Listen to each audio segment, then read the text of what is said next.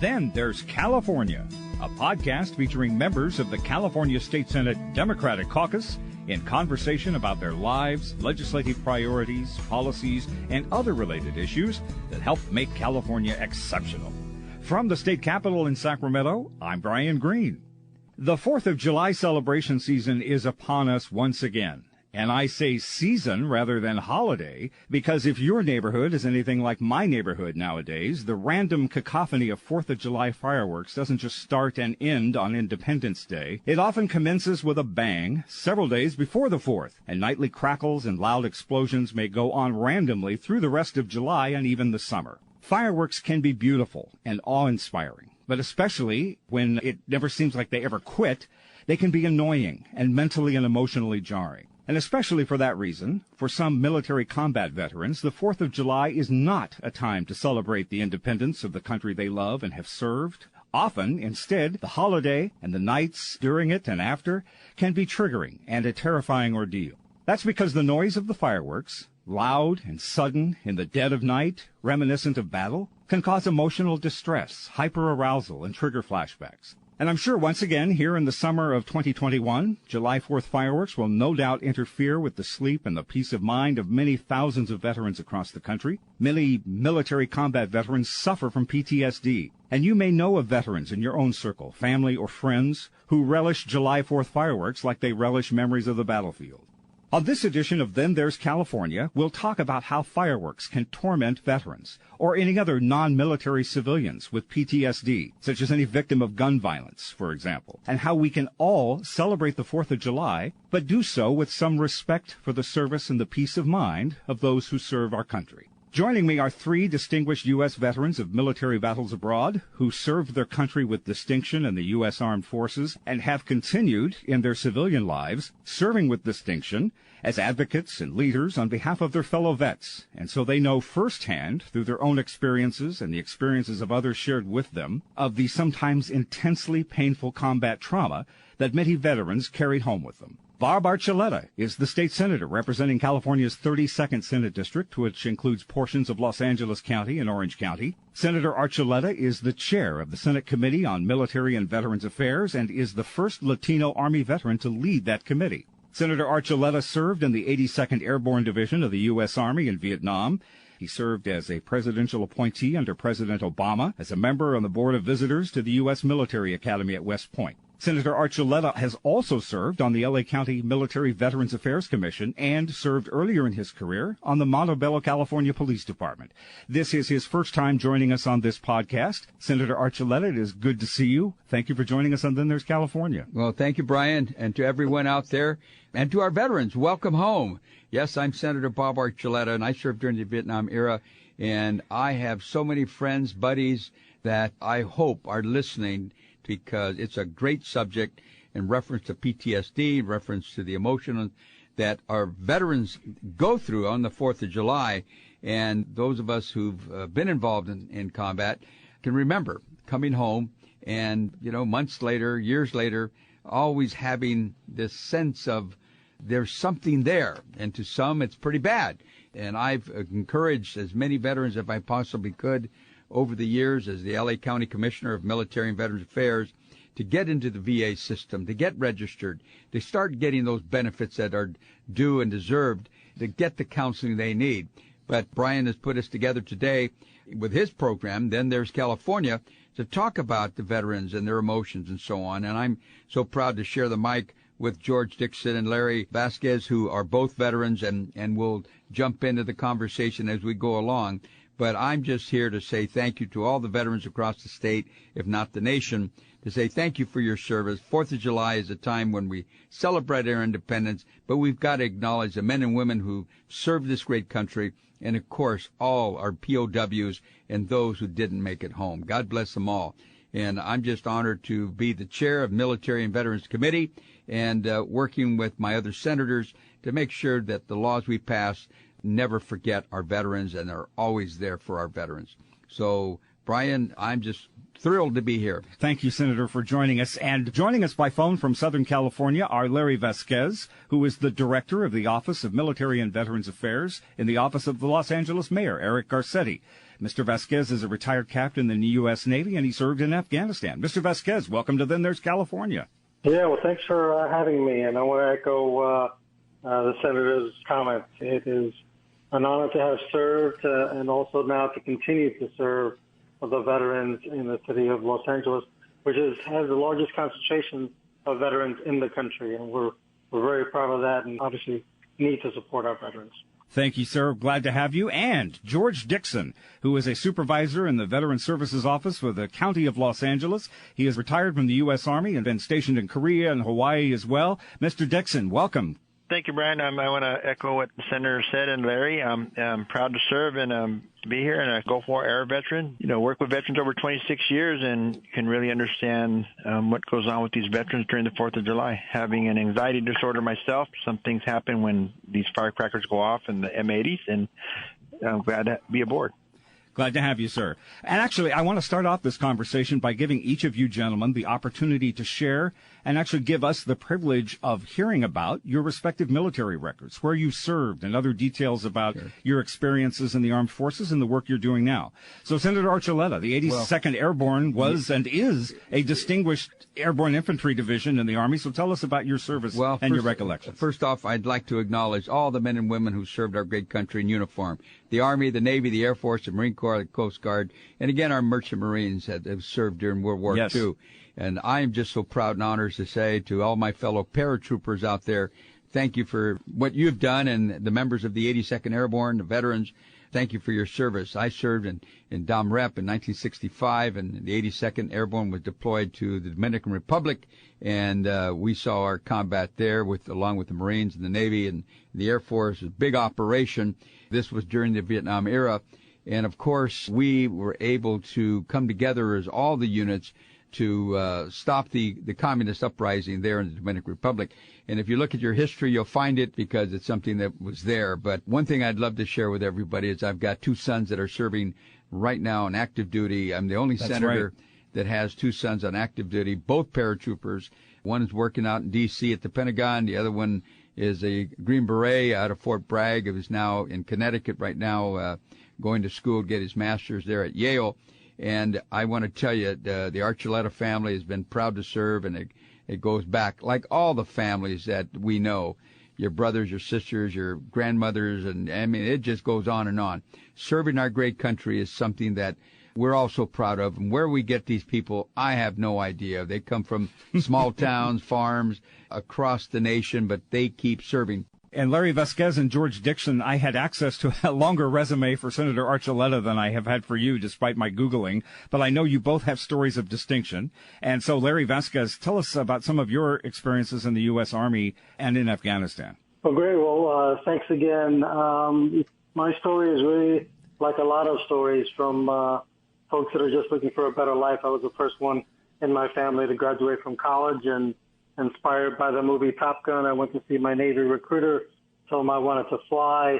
After I got over him laughing at me, I took a couple of exams and found myself in flight school, and I qualified as a Navy helicopter pilot, flying on cruisers, destroyers, and frigates.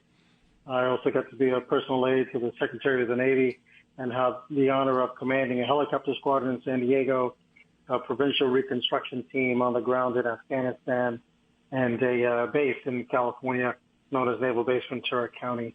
So I had the honor of leading some of our finest men and women in the Navy and also at the PRT in Afghanistan. Very fortunate that although I saw combat, it wasn't nearly like some of my fellow Marines and soldiers in some of the worst parts of Afghanistan. But the memories are still very vivid. They're very real. And some of my shipmates and fellow warriors still deal with it to this day. So I'm fortunate that I live in a city led by a veteran in Mayor Garcetti. And just want to let your listeners know that all fireworks in Los Angeles are illegal. And it is really because not only do they provide these triggers sometimes to veterans, but they cause over $105 million in property damage every year. Mm-hmm. And on average, over 9,000 people are injured by these fireworks. So we can do better in LA, and the LA Fire Department has set up a website, mysafela.org/fireworks. Has several PSAs and information to report illegal fireworks and to stay safe. So I'm very proud that LA is just really at the forefront of supporting our veterans.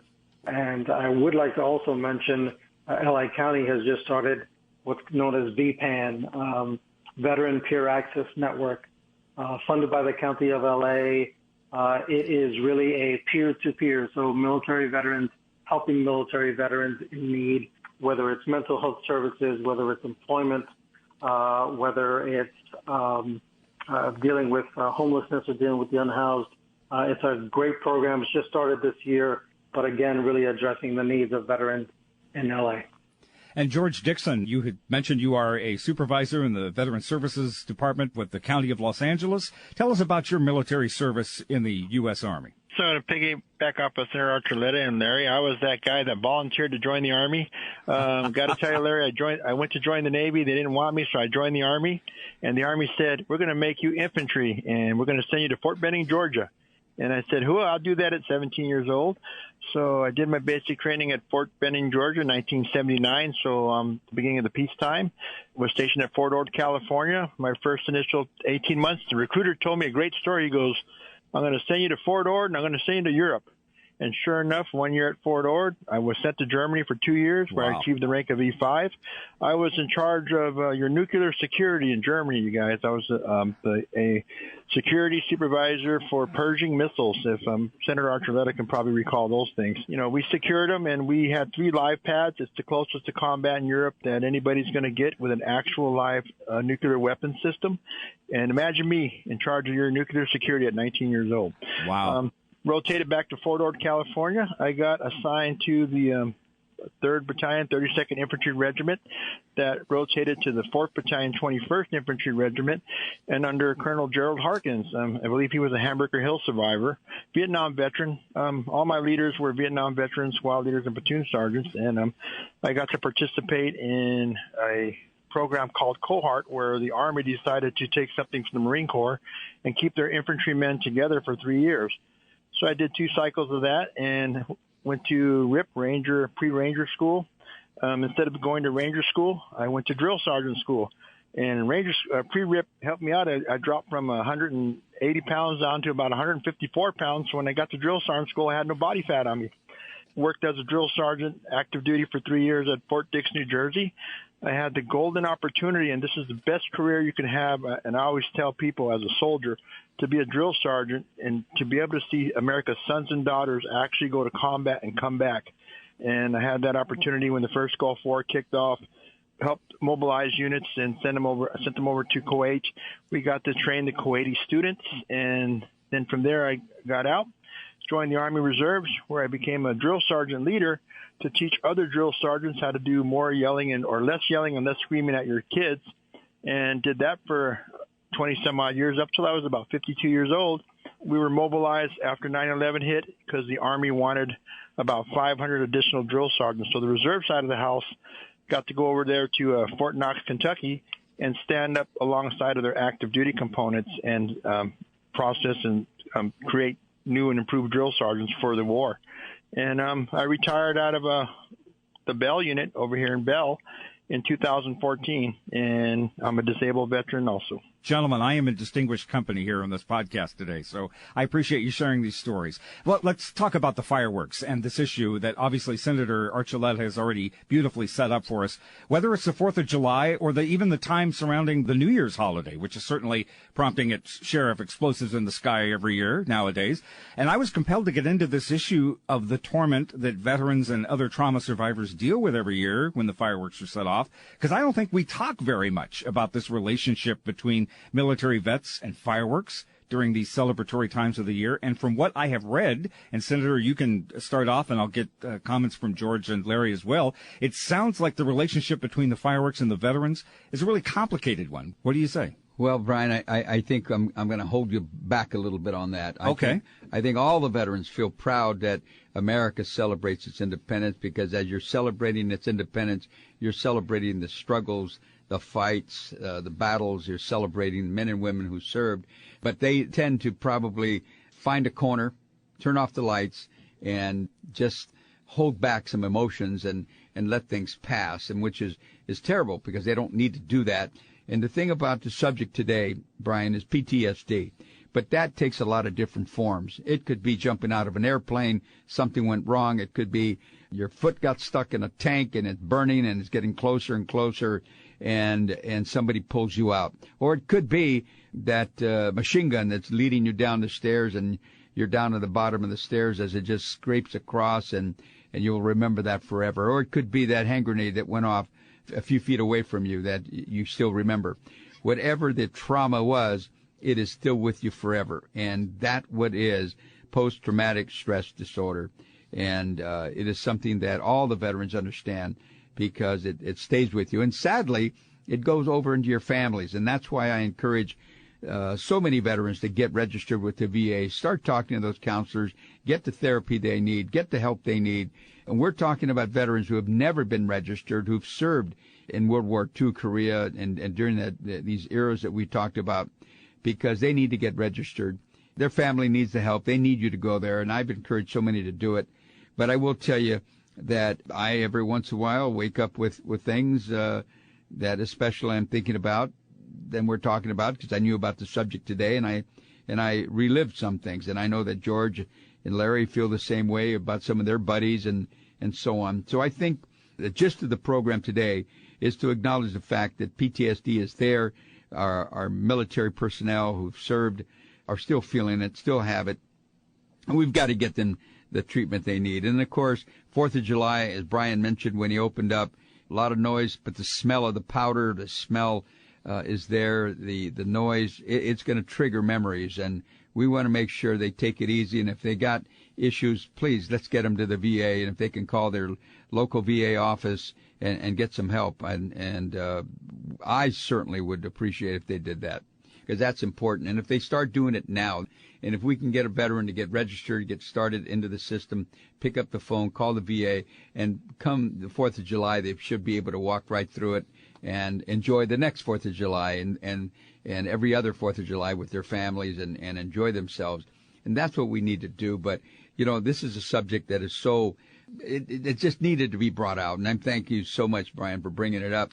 Absolutely. Because there are veterans that take it to the extreme. I've heard stories where they'll run out of the house and during the middle of the night and they're hiding in bushes and garages and behind trash cans or whatever, because they know it's an incoming and or it's a problem or whatever. And God forbid that anybody gets hurt, but it is there. It's important. And I don't want to downplay it, but it's something that a lot of veterans are addressing through counseling. But again, for those who haven't, that's the thing. We need to do that. And George Dixon, the name rings a bell, George, and I think when I was the county commissioner of Military and Veterans Affairs, whenever we'd have a burial and we were trying to find the honor guard or we were trying to set up something, I believe you were working back in the mid-'90s with the County of Los Angeles. George, you go back that far? Well, sir, remember our first encounter was when you were working in Huntington Park and you were at the EDD office over there. Right. And we did a presentation together, and I said, the NCO's got your back, sir, and you let me take the presentation. Right. That's right. Brian, I've been, as I said, for the County Commissioner of Military and Veterans Affairs for 24 years, and right. And I've been all over the county and talking to veterans everywhere, and that's what I was trying to remember where I met George. And I think, Larry, you and I met early on when Mayor Eric Garcetti was running for office, and I remember introducing him at a couple of his banquets and fundraisers because I was the MC, and I think he was there in Cypress Park, and I may have met you there. But congratulations on your spot, because that's a very, very distinguished spot representing the mayor. And the County of Los Angeles, as we just heard, we have almost 1 million veterans in the County of L.A. Right. And the L.A. County Department of Military and Veterans Affairs, they're there. They've got counselors there that create the pathway for veterans to get service and benefits. But going back to what is happening, we have law enforcement with so many veterans. Law enforcement has a population of veterans across the board. and they've turned out to be the best representatives we could find. So over my years as a presidential appointee working for the Obama administration and there at West Point, I got to see the new cadets. I've been blessed to see so many of the men and women who have grown to be our representatives in the military and then on to be veterans. So I ask everybody, get your veteran, get them to take a minute out, pick up the phone, call the VA, and let's get them registered. And if anything, that's what I want you to have out of this message today. Great. Thank you for sharing that. So, Brian, would this be a good time to give a plug for 1-877-4LA-VETS? Sure, absolutely. So if veterans want to reach us and talk about issues that they may be having, Bob will pay out a call, like the senator said. They can reach Los Angeles County Veteran Services by calling 1-877-4LA-VETS. Very important topic because the sights and sounds of fireworks and the odors can set a veteran back into a situation he or she may have experienced that caused the post-traumatic stress disorder. And like the senator said, it can be something as minor as the M80 going off and stressing that veteran out, and then they become recluse and they withdraw. And we were also having a discussion about some veterans drinking excessive alcohol and then ending up becoming violent because they are reliving what happened to them in the war or in a situation that caused the PTSD. I appreciate you sharing this. And also, Larry, I want to get your input in it. I mean, I've even read that for some military veterans, the trauma that is caused by fireworks can last years or even decades, that this is not something that is just swept under the rug or gotten over with easily. These are sounds that you never forget from your military past. Is that right? Yeah, that's right. And studies have shown that over and over again. And, you know, putting this also into context in current time period, right? We're not fully out of the pandemic of COVID, and what it has resulted in, not only for veterans, but for the entire world, is a level of isolation and anxiety and stress, right? And all of those things contribute to the symptoms of PTSD. So on top of dealing with COVID-19, as we start to move into a better place to then have to face fireworks on July 4th, which is a time to celebrate. But for some veterans, right, they have to make the choice of, do I celebrate with my family and friends, or do I isolate myself somewhere and really get away from their family and friends, which is not conducive to dealing with PTSD. So it really is a dilemma and something that I think we just have to face. And again, I'm just very thrilled and honored that in LA, those fireworks are illegal. Not to say they won't happen, because they sometimes do, but at least we're trying to deal with it head on. And I encourage your listeners to go to mysafela.org fireworks to look at the PSAs by the LA Fire Department. And George and Larry, I've also learned in doing some research prior to our conversation here that in addition to the trauma that the fireworks can cause veterans, they actually can also trigger some memories of some peak life experiences in the military, even, if you will, positive feelings and experiences, like the rush of being in combat, some of the fear and exhilaration, the heat and the boredom. And one veteran I had read about remembered seeing tracers in the air at nighttime in country, and that's what the fireworks triggered in him, and that it actually prompts this comforting feeling when he sees or hears these fireworks. Does that sound intuitive to you? Does that make sense, or is that more the exception than the rule for most veterans you know who are dealing with this? Brian, I've seen it kind of the exception, but some would look at it as comforting as long as they're not on the receiving end of those tracer rounds. So sure. For us, that's considered as protective fire. And as people are firing at the enemy or other opposing forces, if you're on the firing end, you're good to go. But if you're on the receiving end of those things, that can trigger memories where a veteran has to hit the ground. I'll give you an instance in training where they have an infiltration course in basic training, and the soldiers have to crawl through that. And what happened to one service member is that the machine gun that was firing over their heads came off the pindle that it was supposed to be supporting it, and it dropped the rounds down onto the soldiers crawling through the infiltration course. Nobody was killed, but one soldier got a 7.62 round through his Kevlar helmet, and wow. The flak caught his leg. So that kid to this day, probably suffers from a little bit of stress disorder, and he was on the receiving end of those tracer rounds. And everybody sitting on this call, veteran-wise, can tell you when you're crawling through an infiltration course and you see the rounds and the tracers flying over your head, generally they're supposed to be about 13 feet above you, but it probably scared those soldiers crawling through that wire and those rounds hitting that other soldier. So it's pretty scary. So it can go either way, but I'm looking at on the receiving end, it wouldn't be so fulfilling. But if you're the one firing down range and taking out the enemy, it was probably, hey, cool, we're kicking butt down there. I appreciate you sharing that. Larry, any comment? Well, yeah, it really is a double-edged sword. In my dealings and representing the mayor, I'm really encouraged by even folks that served in the Vietnam War, and my brother was one of those. He was drafted off the streets of New York at 17 years old and put in a war zone, a year and a half later. And while it has really shaped the rest of his life, the friends and the bonds that he formed during those years are something that he cherishes to this day, despite the fact that he was in some pretty heavy combat and really has resulted in a disability that is with him to this day. So it really is a double-edged sword, and something that veterans, again, have to manage, right? Because they want to remember the good times, but in those times, there's some pretty challenging and life-altering times as well. Senator, I know you have a comment on this. Well, I just like to point out what our Senate is doing and our governor is doing. Yes. We're just working on our budget, as you may have known, and one of the budget items is $5.5 million for what's called County Veteran Service Officers. Let me say that again, County Veteran Service Officers, and George knows what that is. And these are counselors, they're therapists. These are the guys that will sit down with the veteran and just drag it out of them. Let's get you into the VA.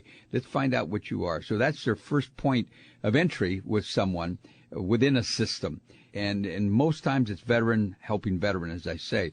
Well, because this $5.5 million is coming, we're going to be able to hire more service officers across the state of California to work with these veterans. And so, God willing, before long, we'll be able to see more veterans in the system because of the monies that were allocated for them by the state of California, the governor, and, of course, the Senate and the Assembly, all of us working together to help these veterans. So there's another one. And, of course, we've got the CalVet system, our hospitals that are run by CalVet, and plenty of money is going to go to them to make sure the veterans that are elderly are getting the right treatment and making sure they're taken care of as they wind down in their lives in the 80s, 90s, those veterans that are in our CalVet hospitals. So there'll be money for them. And then, of course, we're helping our CalVet schools, UC schools, all the colleges across the state, any way we can to make sure they're starting programs to help veterans. So we're trying to get everybody just to understand that by helping a veteran, we're helping a community, we're helping our nation, we're helping the future, and saying thank you. And, our veterans, they don't want a handout. They just want a hand up. And if we can do that by acknowledging them each and every time we can, that's a big thing. So the PTSD is there.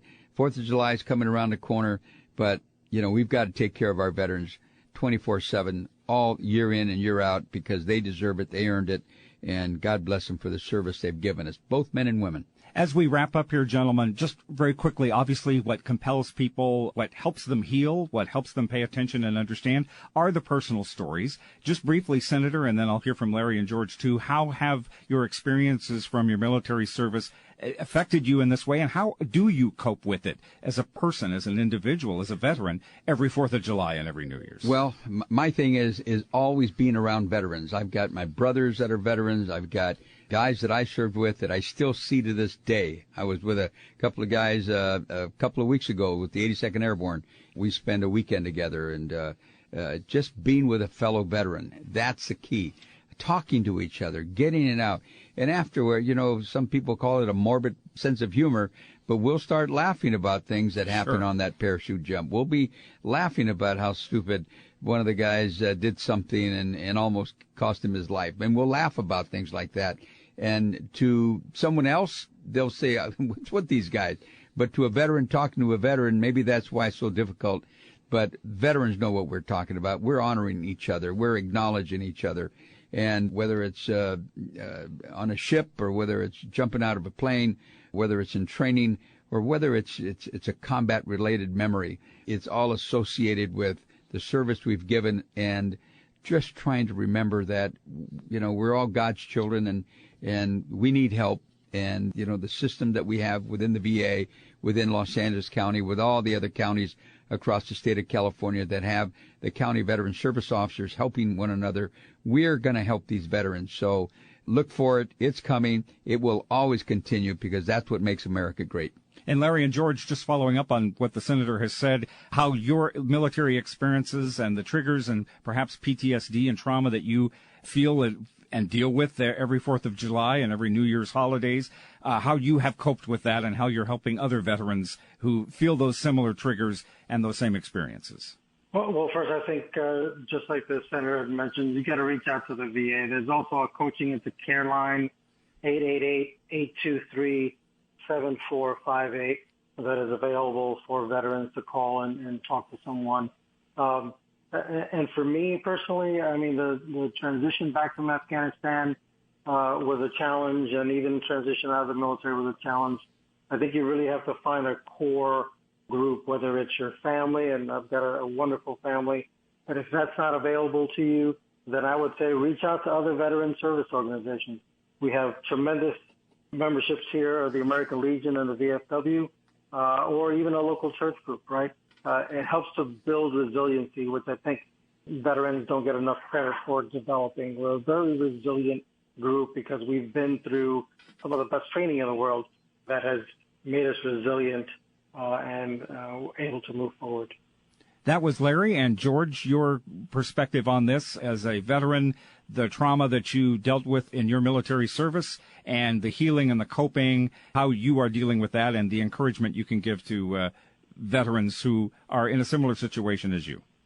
So in about the past 26 years, I've been working with veterans, and what Larry said is transitioning out. My wife says I'm still not retired because my demeanor is still like a drill sergeant, but I talk to veterans with a purpose and give them direction and motivation to succeed. And the way I cope with my anxiety disorder is I am a member of the American Legion, the DAV, and other organizations. And my wife says if I join another organization, she's going to put me in the garage. But I cope with it by helping other veterans. And I moved out to the desert, and I see, especially with our homeless population, stop and just talk to them, treat the veteran with respect and dignity that they deserve and have earned, and work with them and get them to acknowledge that they're entitled to benefits that they have earned. And that's what it's all about. And Senator, I am so grateful we can have this conversation, and I'll give you the last word here on this discussion. I'd like you to understand, no matter how you pulled, as much as you wanted to pull out of George, myself, and Larry, you notice our common denominator was encouraging people to understand our veterans, to love our veterans, to support our veterans, to encourage them to call the VA, to get involved. And it wasn't about our stories, personal stories, because you're not going to get much out of these guys. Maybe privately, we will. Actually, you guys have all been pretty forthcoming in what you've shared, so I appreciate that. Well, I will say this, when you were able to walk away and come home to your family, yes, you're forever grateful. And to all those veterans who have come home, welcome home. And to those who have left buddies behind, God love them all and may they rest in peace. And I am so proud to be an American, and I know that Larry and George and everyone who's worn the uniform feel the same way. So we're going to continue serving one way or another, acknowledging our flag, saluting our flag, and remembering that we're all Americans and it's our country, and we're going to make sure that we don't forget our veterans. Senator Archuleta and Larry Vasquez and George Dixon, I'm really grateful to you for coming on and having this conversation, and I hope a veteran or even the family member of a veteran who deals with this seasonally every year during 4th of July and even during the New Year holidays is touched by this, and if nothing else, knowing it is not an uncommon scenario, that there are resources, that there's ways to heal, there's friendship, and there's solidarity in the veteran community. Gentlemen, thank you so much for sharing so candidly what you have shared. Obviously, we could get into a whole lot more, but this has definitely touched the surface on an important issue. I hope you each have a safe and peaceful 4th of July this year. And genuinely, thank you, gentlemen, for your service to this country. And thank you for joining us on Then There's California. Senator, Larry, and George, thank you for being with us. Thank you, Brian, and to your listeners. Thank you, Brian. My honor. Thank you. And that closes this edition of Then There's California. We're a production of the California State Senate Democratic Caucus with technical assistance and support from Martin Ashley, Bob Brulty, Brian Shadden, and Rainier Saviniano, Gunshan Patel, McLeana Woods, Lisa Murphy, and the graphic artistry of Tim Davis. On behalf of State Senator Bob Archuleta of Norwalk in the 32nd Senate District in L.A., the chair of the Senate Veterans Affairs Committee, Larry Vasquez, the director of Military and Veterans Affairs in the office of L.A. Mayor Eric Garcetti, and George Dixon with Veterans Services for the County of Los Angeles, distinguished veterans, all of them. I'm Brian Green here at the state capitol in Sacramento. Have a safe summer, everybody, and thanks for listening to Then There's California.